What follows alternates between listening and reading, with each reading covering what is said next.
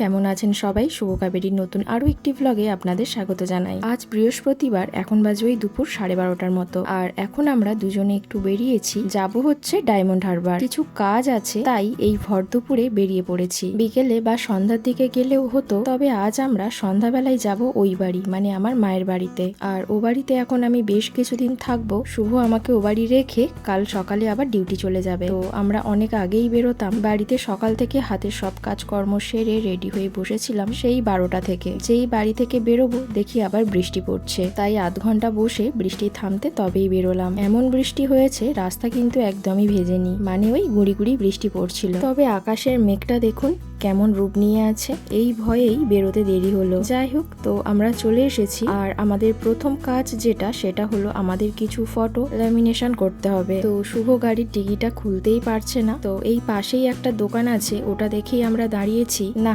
অবশেষে হয়েছে। তবে দোকানে যেতে বললো যে আধ ঘন্টার মতো দেরি হবে, কারণ ওনারা এখন দুপুরে লাঞ্চ করছে। সেটাই স্বাভাবিক, আমরাও কোন সময় এসেছি সেটাও তো দেখতে হবে, তাই না? তারপরে আমরা ওখানে না দেরি করে চলে এসেছিলাম একটা তালার দোকানে। এখান থেকে একটা তালা কেনা হয়েছে আমাদের নতুন ঘরের পিছনের দরজাটাই দেওয়ার জন্য। তারপর অনেক খুঁজে খুঁজে একটা জেরক্স দোকান পেয়েছি, এখানে ল্যামিনেশনও করে। কারণ সব জেরক্স দোকানে তো ল্যামিনেশন করে না, তো 3-4টে দোকান ঘোরার পর এই দোকানটা খুঁজে পেয়েছি। আর এই ফটোগুলো ল্যামিনেশন করার কারণ হলো, এই ফটোগুলো 2021 সালে আমরা দীঘায় বেড়াতে গিয়ে তুলেছিলাম। তো ফটোগুলো দেখছি ধীরে ধীরে ড্যাম পড়ে যাচ্ছে, মানে নষ্ট হয়ে যাচ্ছে, তাই এগুলোকে ল্যামিনেশন করে নিচ্ছি যাতে একটু ভালো থাকে। এখনো 2021 সালের এবং 2022 সালের দীঘার অনেক ফটো রয়েছে, সেগুলোকেও সব ল্যামিনেশন করে রাখতে হবে। তবে ফটোগুলো ল্যামিনেশন করতে কি দাম নেয় না নেয় তার জন্যই যেগুলোর অবস্থা একদমই খারাপ সেগুলোকেই নিয়ে এসেছি, এখন ল্যামিনেশন করে নিচ্ছি, বাকিগুলো পরে করে নেব। আর এখানে আমাদের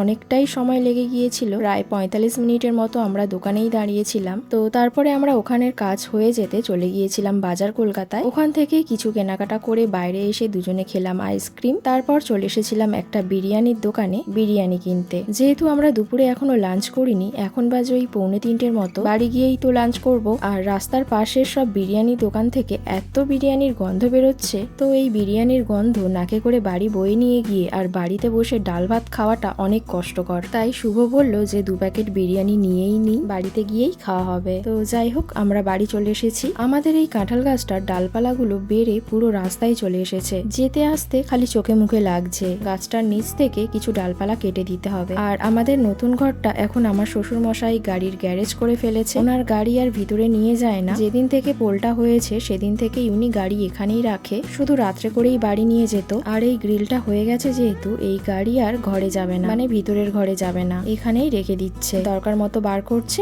আবার রেখে দিচ্ছে। আর আজকে এই প্রথমবার আমাদের গাড়িটাও শুভ এই ঘরে রাখলো, ভিতরে আর নিয়ে গেল না, কারণ সন্ধ্যার দিকে আমরা তো আবার বেরোবো, তাই। তো এখন বাজে ওই বিকাল 3:30-র মতো। আমরা বাড়ি এসে ফ্রেশ হয়ে এখন খেতে বসে পড়েছি। প্রচন্ড খিদেও পেয়েছে, ঝটপট এবারে খেয়ে নিই। আর বাজার কলকাতা থেকে কি কি নিয়েছি সেটাও একবার আপনাদের সাথে শেয়ার করি। তো এই যে এই সুন্দর কুর্তাটা নিয়েছি শুভর জন্য, এটা আমার বেশ পছন্দ হয়েছে। আর নিয়েছি ওর জন্য সক্স বা মোজা, এতে 5 জোড়া আছে, আর এটার দাম নিয়েছে 99। আর এই কুর্তার দাম নিয়েছে 349, 349 টাকা। আর এই যে আমাদের দীঘার এই ফটোগুলো ল্যামিনেশন করা হয়ে গেছে, এতে মোট 13টা ফটো আছে, আর পার পিস ল্যামিনেশন করতে 30 টাকা করে নিয়েছে। মোট এই সবগুলো ফটো ল্যামিনেশন করতে পড়েছে 390 টাকা। যাই হোক, এই স্মৃতিগুলো তো তবুও একটু ভালো থাকবে। তো এখন বাজছে ঘড়িতে সন্ধ্যা 7:40, আর আমরা এখন রেডি হয়ে বসে আছি। ব্যাগপত্র সব গোছানো হয়ে গেছে, বাইরে এখন প্রচন্ড বৃষ্টি পড়ছে। আমরা প্রায় 1 ঘন্টার মতো রেডি হয়ে বসে আছি বৃষ্টি থামার আশায়। বৃষ্টিটা থামলেই আমরা বেরিয়ে পড়বো। তো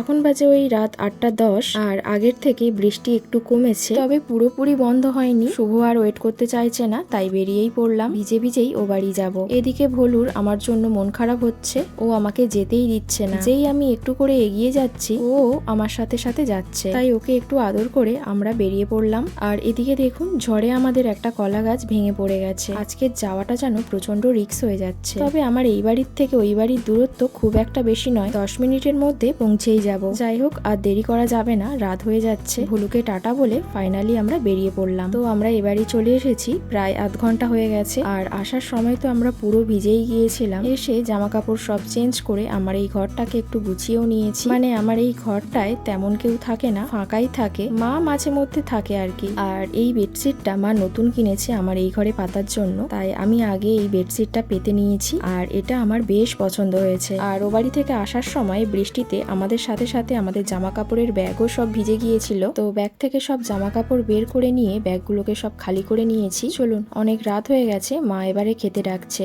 আর আজকে রাতে ডিনারে মা করেছে পরোটা আর আলু ডাল, আর তার সাথে রয়েছে দই, আর এদিকে আমি পাকা আমও কেটেছি। এবছরে এই প্রথম পাকা আম খাওয়া হবে। তো আমাদের খাওয়া দাওয়া কমপ্লিট হয়ে গেছে। আর জামা কাপড়গুলো সব এক কোণে এইভাবে ভাঁজ করে রেখে দিয়েছি। যে জামা কাপড়গুলো একদম ভিজে গিয়েছিল সেগুলো সব খাটের ফ্রেমে দিয়ে দিয়েছি, রাতে শুকিয়ে যাবে হাওয়াতে। আর ব্যাগগুলো এই যে এখনো ভিজে রয়েছে, এগুলোও সব কাল সকালের মধ্যে শুকিয়ে যাবে। যাই হোক, চলুন তবে আজকের ভিডিওটা আমি এখানেই শেষ করছি। আপনারা সবাই ভালো থাকবেন, সুস্থ থাকবেন। দেখা হচ্ছে আবার পরের ভিডিওতে। আর আমার ভিডিওগুলো যদি আপনাদের ভালো লেগে থাকে তাহলে প্লিজ আমার চ্যানেলটিকে সাবস্ক্রাইব করে নোটিফিকেশনটা অল করে রাখবেন। আর ভিডিওটি ভালো লাগলে একটা লাইক করবেন এবং কমেন্টেও জানাবেন। চলুন আজ এই পর্যন্তই, দেখা হচ্ছে আবার খুব তাড়াতাড়ি পরের একটি ভিডিওতে।